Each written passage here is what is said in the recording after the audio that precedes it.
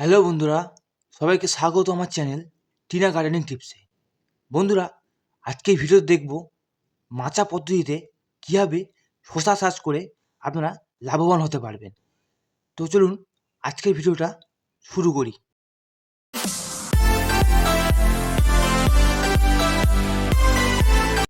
বন্ধুরা, আমরা জানি শশা খুব একটা উপকারী ফল। শশা শীত থেকে বর্ষা, গ্রীষ্ম থেকে শরৎকাল, শশা কিন্তু মানুষের সবসময় প্রয়োজনে বা দরকারে লাগে। শশা ডায়াবেটিসের খুব একটি উপকারী হিসাবে ব্যবহার করা হয়। আজকের ভিডিওতে আমাদের ব্যক্তিগত বাগানের যে শশা চাষ রয়েছে মাচা পদ্ধতিতে, সেই নিয়েই আলোচনা করব। ভিডিওতে আপনারা দেখতে পাচ্ছেন যে কত বড় জমিতে মাচা পদ্ধতিতে শশা গাছ লাগানো হয়েছে। তো এই শশা গাছ কীভাবে বড় হলো বা শুরু থেকে কীভাবে পরিচর্যা নিতে হলো, এই নিয়েই আজকের আলোচনা। চলুন শুরু করি। প্রথমে বলে রাখি, শশা চাষ করার প্রথম পদ্ধতি হবে আপনারা সঠিক দানা বা চারা নির্বাচন করতে হবে।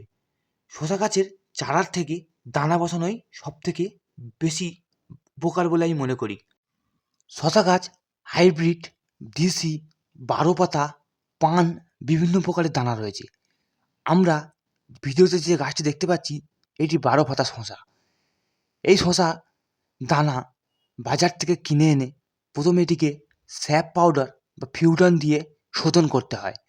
ফলে শশার দানা মাটিতে বসানোর পর কোনো প্রকারেই পোকামাকড় এটা খেতে পারবে না, কারণ শশার দানার ভিতরে যে মাজা থাকে সেটি অনেক মিষ্টি ও সুস্বাদু হয়।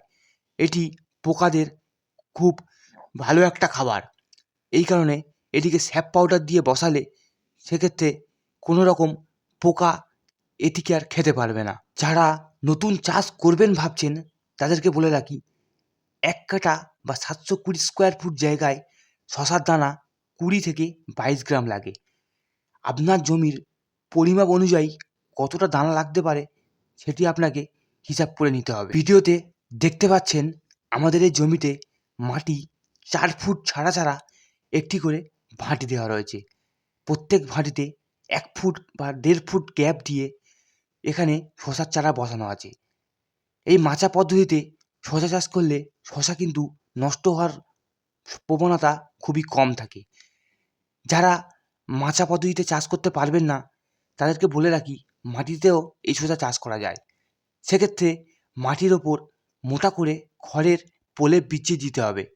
শশা যদি মাটির ওপর কোনো রকম টার্চ হয়ে থাকে তাহলে সেক্ষেত্রে শশা পচে যাবে এবং গাছ বেশি দিন টেকসই হবে না। এবার বলি মাটি তৈরির কথা।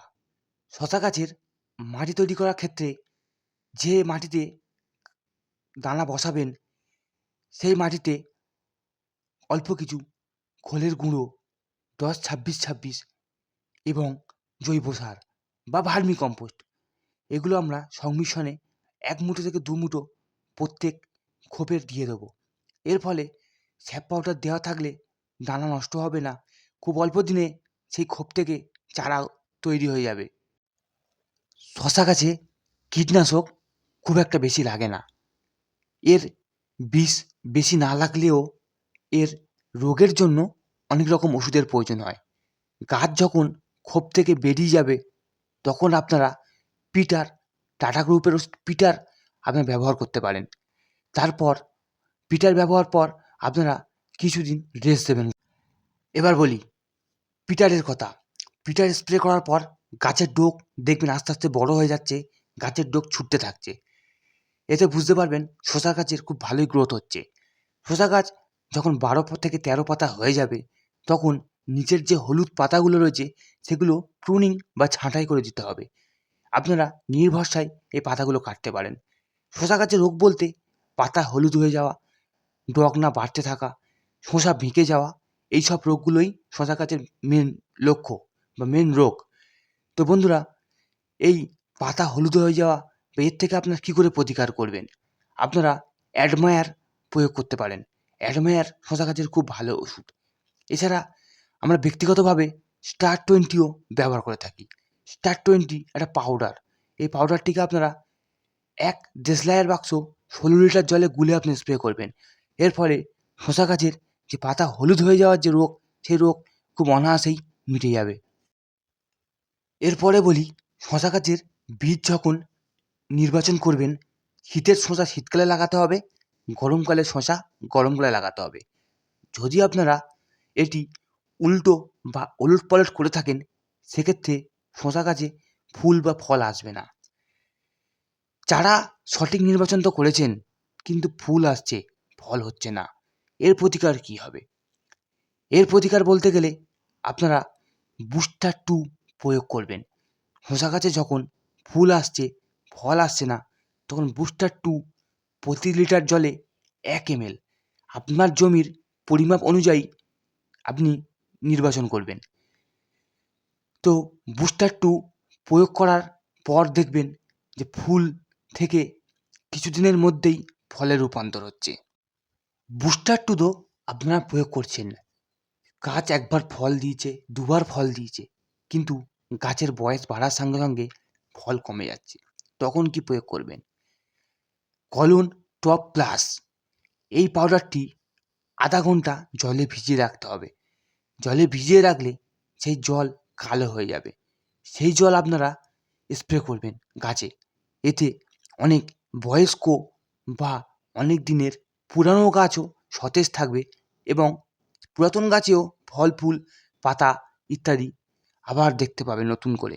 বন্ধুরা, আপনারা শশা যখন বর্ষাকালে চাষ করবেন, বর্ষাকালে বর্ষার জল পড়ার পর গাছে ফাঙ্গাস বা রোগ দেখা যেতে পারে।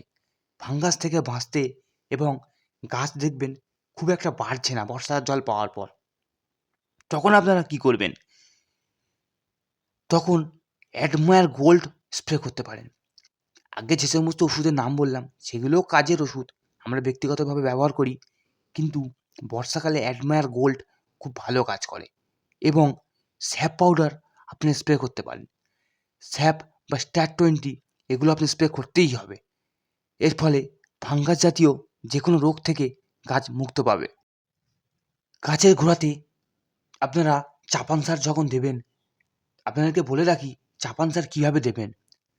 চাপান সার দেওয়ার জন্য জৈব সার 10-26-26, অল্প পরিমাণে 14-35 এবং সর্ষে খোল, এইগুলো মিলিয়ে গাছের গোড়ায় চাপান সার দেবেন। সে ভাড়ার ক্ষেত্রে হোক বা বাড়ির ছাদে হোক, কোনো প্রকারে নিম খোল দেবেন না। নিম খোল দিলে শশা কিন্তু তেতো হয়ে যাওয়ার সম্ভাবনা থাকে। বন্ধুরা, ভিডিওটা এখানেই শেষ করছি। যদি ভিডিও থেকে কিছু শিখতে পারেন বা জানতে পারেন, অবশ্যই চ্যানেলটাকে সাবস্ক্রাইব করে দেবেন। ছোট চ্যানেল বন্ধুরা, যদি আপনারা সাপোর্ট করেন, আলো ভালো ভালো গাছের ভিডিও আপনাদেরকে দিতে পারবো। তো আজকের মতো বিদায়, চলি, অন্য দিন দেখা হবে অন্য কোনো একটি ভিডিও নিয়ে।